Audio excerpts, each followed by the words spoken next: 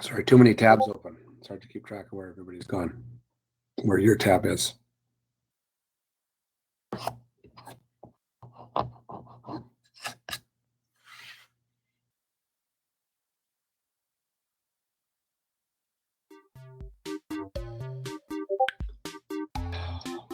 So what is the main advantage of continuous flow versus direct fuel injection?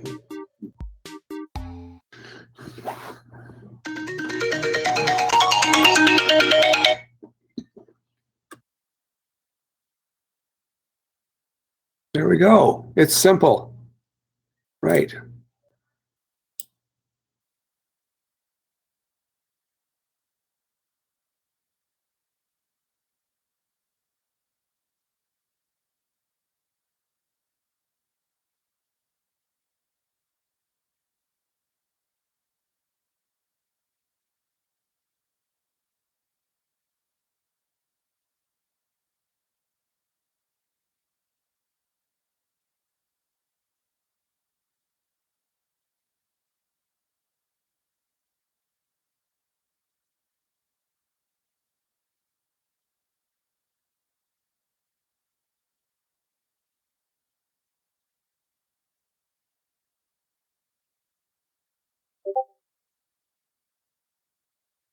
Uh-oh, this one wasn't covered, but you know what? That's probably fair because I didn't really talk about icing very much because normally we talk about this after carburetors. Okay, fuel evaporation ice. This is the icing that happens. Remember I talked about that latent heat of vaporization? And, you know, if you spray alcohol on your arm and put it in a wind tunnel, it gets cold. Well, the same thing happens if you put gasoline on your arm. It will get cold. That's fuel evaporation, and that causes ice in the throat of a carburetor. Impact ice is the ice that you get on the windshield or especially on the air filter. You did talk about induction systems. So impact ice is the ice, the snow that would gather on the air filter. Well, a fuel injection system makes no difference with that. Injector port ice, thank you, nobody chose that. The injector port is a hot area of the engine. It's not able to get ice there on a running engine. And then throttle plate ice. So as air goes over the throttle plate, there is a slight pressure drop, and you can get a little bit of ice there, and the fuel injection system doesn't help that. So, yeah, sorry, a bit of a gotcha there. Because we're doing the sheets, these tests in opposite order, I think it will be easier than normal on the carburetor and a little tougher to prepare for the fuel injection. So make sure you spend time on that review sheet. Make sure, hand it in to me and I will review it and give you feedback. I've only had one student do that once. So it's hard to help you if you don't ask questions. Take the time, fill it out, email it to me.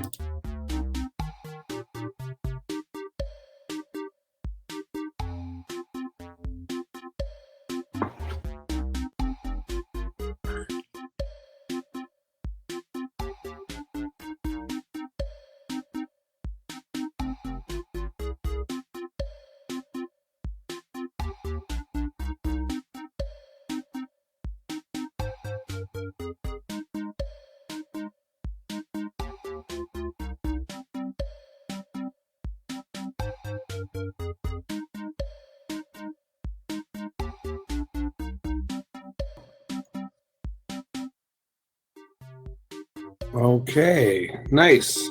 Better fuel distribution and better fuel atomization because we spray it under pressure, so we get good atomization, and it's better fuel distribution over a carburetor, and especially if we use the cami nozzles.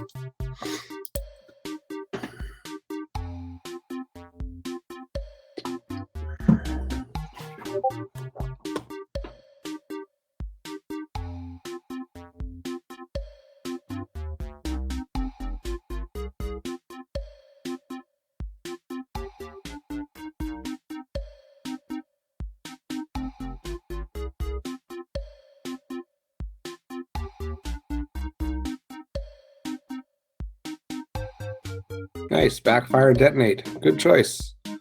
Running cool. They don't tend to run cool when they run lean. Lean cylinders tend to run hot, unless you get them so lean that they're barely firing.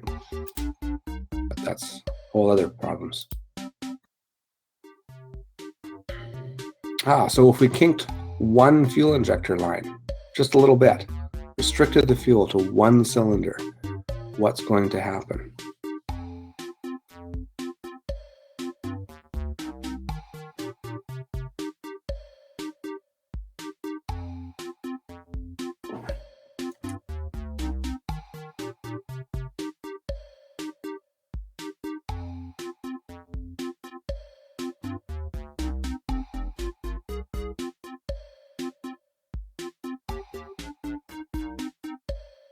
Ooh, well, higher is really popular, which is a little confusing, because if we've got a restriction in the fuel line, if anything, we would have lower fuel flow than indicated.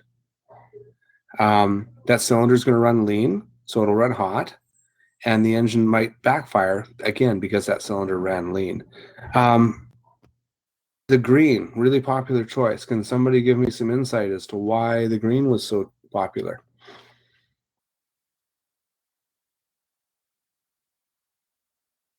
Just random guessing, total misunderstanding, or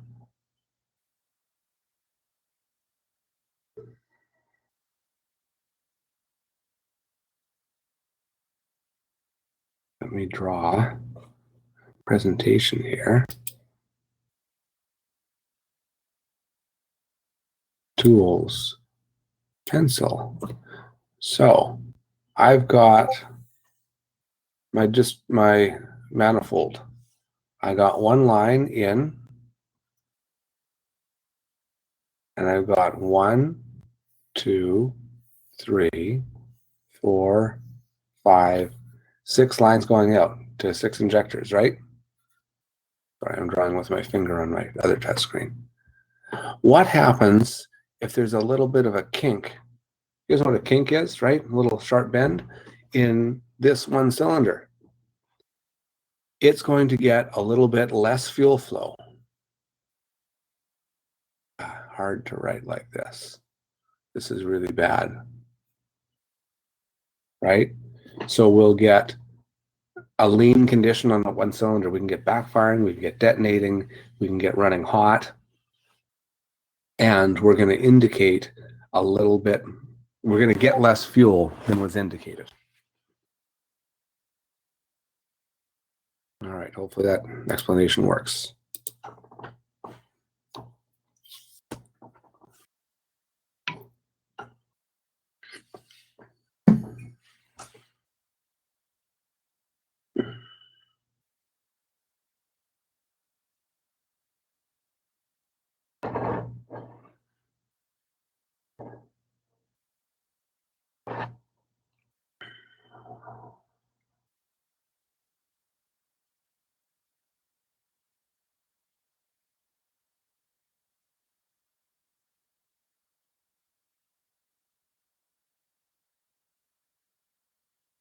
Okay, this is one thing that is consistently misunderstood. Why do we put turbochargers on cars?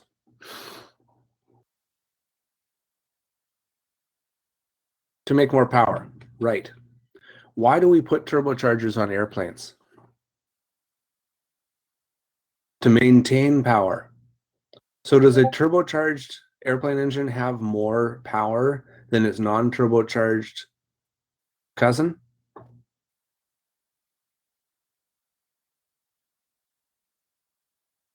No, or barely more. Like you might take a 280 horsepower engine and turbocharge it and make 295. So why would it need a bigger fuel flow? Remember, we've got that air bleed fitting.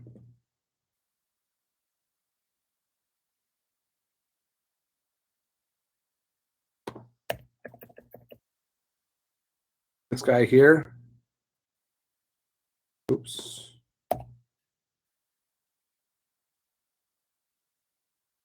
That air bleed fitting to make sure that we push air pressure from ambient into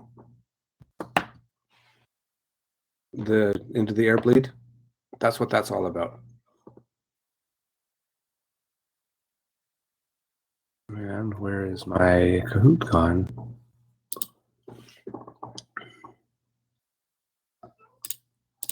Very popular wrong answer. Consistently.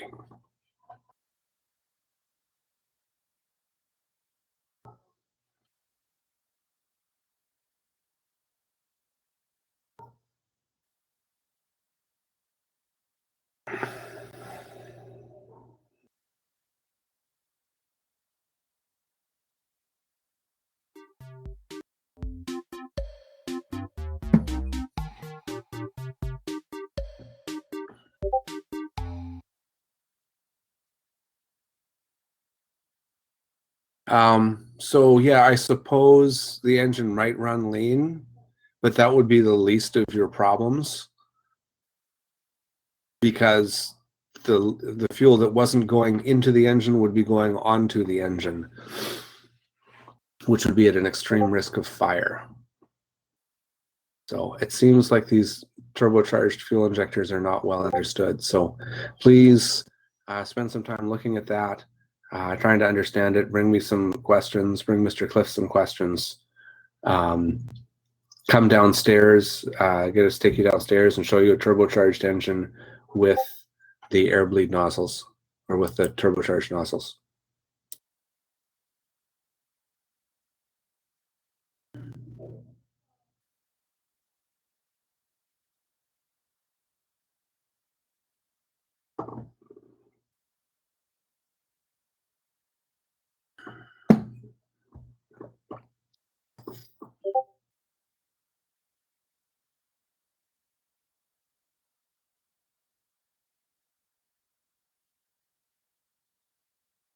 Correct. They are interchangeable. All the A's can go in any spot.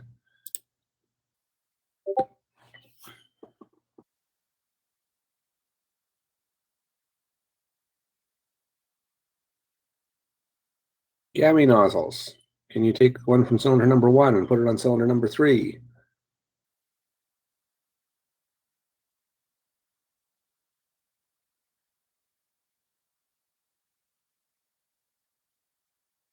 No, you cannot.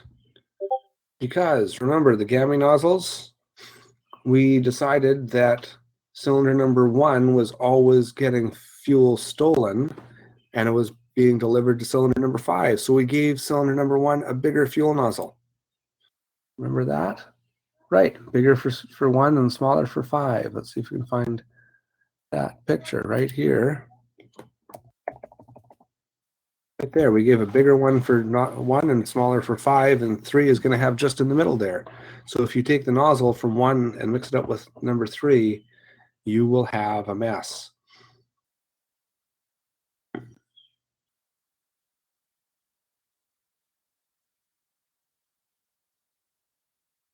You know, a mess, you'll damage your engine.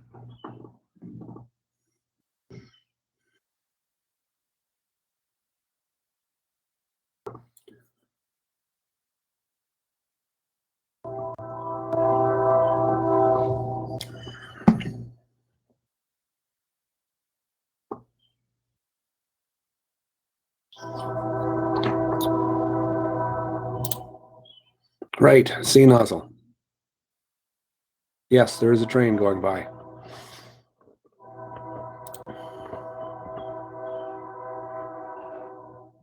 Here's an easy one. A C nozzle, yes. A C nozzle has the biggest. A nozzle has the smallest. C nozzle has the biggest.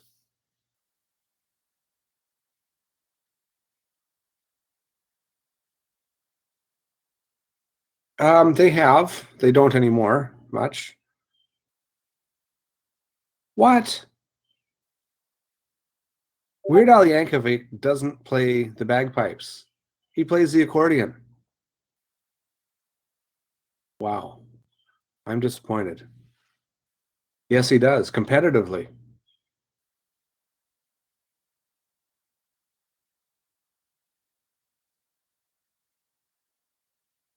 They've won competitions, I'm sure. Yeah, he plays at a really high level.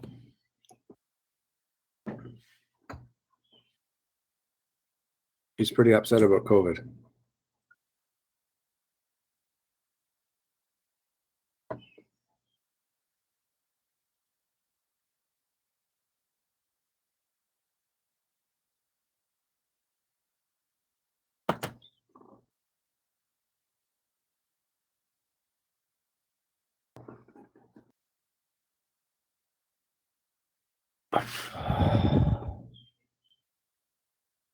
Hey, awesome, because manifold pressure is always lower than ambient pressure. Most people got that. Fuel pressure has to be higher than ambient. The blue answer was our most popular wrong answer. The blue has to be higher or the fuel wouldn't flow. But manifold pressure will always be low, so the air will go the right way. Again, I can see that these air bleeds aren't well understood, so take a good look at them in class, and we'll see if we can get that figured out.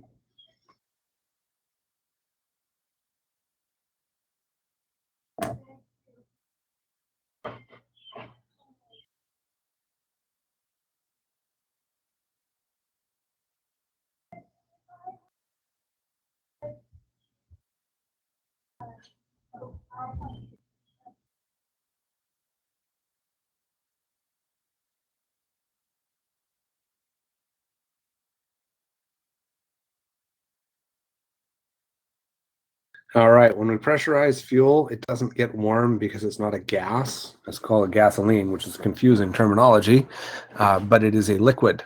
And pressurizing a liquid doesn't really add much temperature to it. In a carburetor, which is kind of what this is referencing, and you don't know them as well yet, we inject the fuel into the venturi, a low pressure zone, high speed, very cold area of the engine. Probably the only really cold area of the engine, and it gets so cold that it will make ice. When you inject fuel onto the back of the intake valve in the cylinder head, it's 300 degrees there. Like, it's not going to have any ice.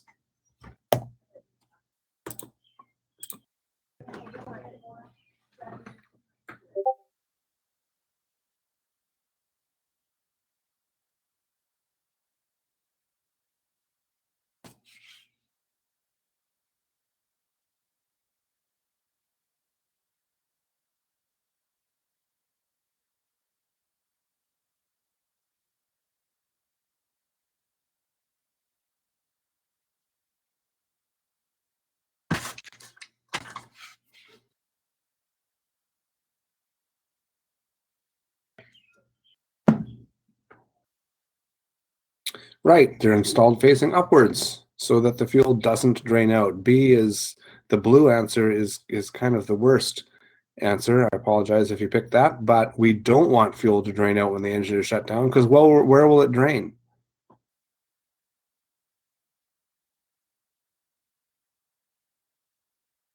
It would drain onto the hot cylinders. That's not a good place to drain fuel, even if you don't care about the environment.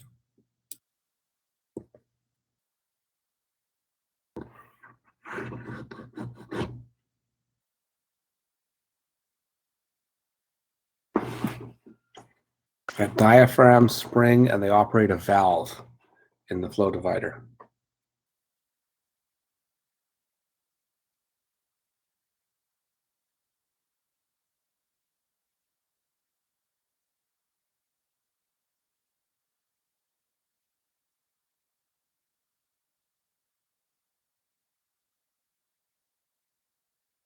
They provide positive fuel cutoff. I don't know why you would pick fuel pressure at idle regulation. I haven't talked at all about that. Or returning excess fuel. I haven't talked at all about that.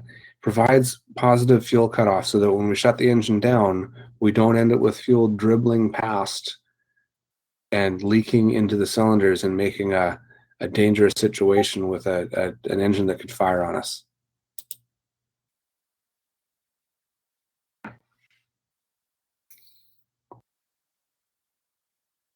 Okay, took out the B's with big holes and put in A's with smaller holes?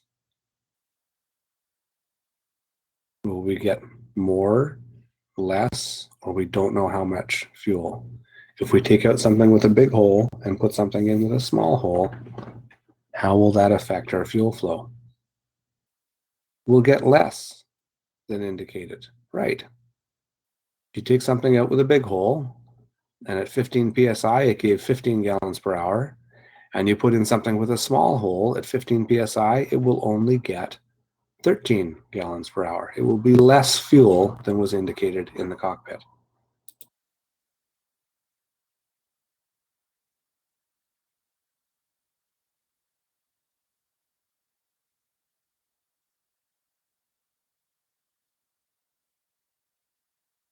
I haven't really talked about this. It's the same. We do them all the same. Continental, Bendix, pressure carb, float carb. We always set them 25 to 50 RPM lower than peak. Wow, that's rough. I actually gave the answer.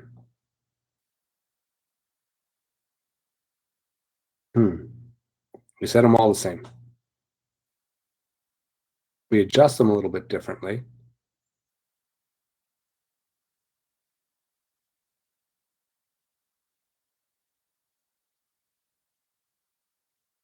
How is it that we adjust them? I just said ICO stands for idle cutoff. That's the leanest possible position. ICO is lean.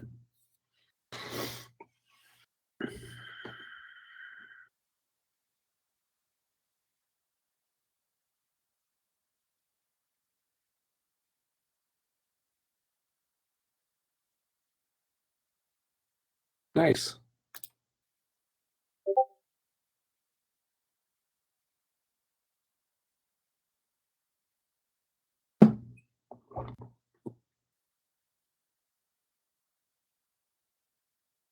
Oh, I talked about this.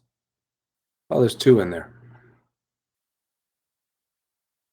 25 to 50 RPM rise as you go from rich to lean. Yes. So if it's idling at 650 RPM, when you pull it back, it should peak at 700 RPM and then kind of fall on its face. Oh, wow. Most picked the injector emulsion chamber. I would have thought you mostly would have picked the injector air bleed, but they're both right. I'll take it.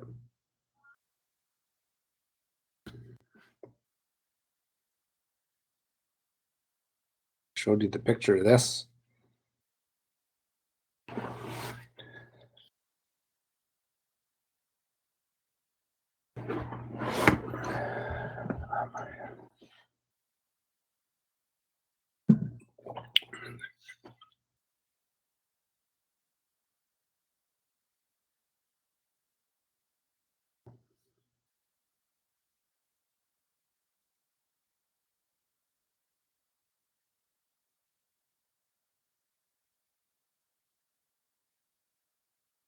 So you can adjust the idle mixture. The idle speed is adjusted with the throttle stop. And let's show you this.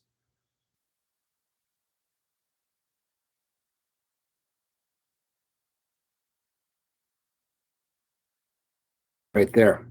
It's talking about this arm right there. Isaac, have you signed in like to Kahoot as a guest or with an account? Okay, create an account and sign in through the account. You'll have access to the Kahoots until after the test has happened. At least this is what all my other students have told me. You can go back and replay them for a week or two.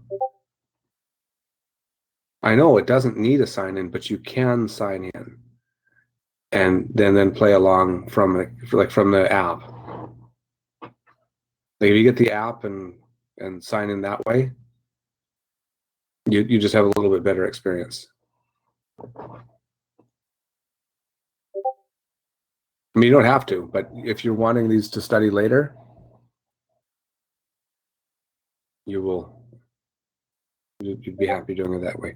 So I'm talking about this little arm here, this arm versus the idle speed and mixture.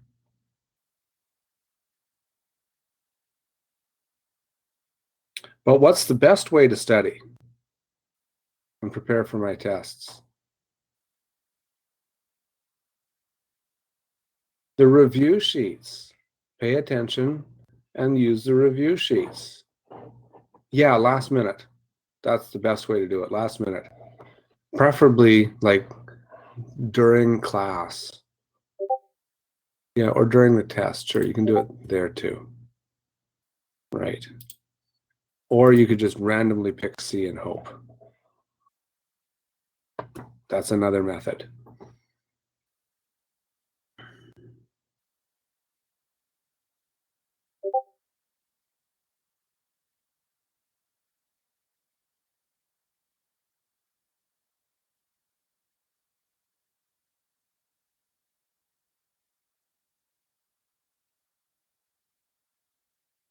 All right, basically the same way as all of our systems control manifold pressure. The throttle plate. Want more manifold pressure? Open the throttle. Want less manifold pressure? Close the throttle. Okay, that's the end of this quiz. And just about the end of today, I think. All right, work on that review sheet. Send it in to me. Watch this video. It's helpful.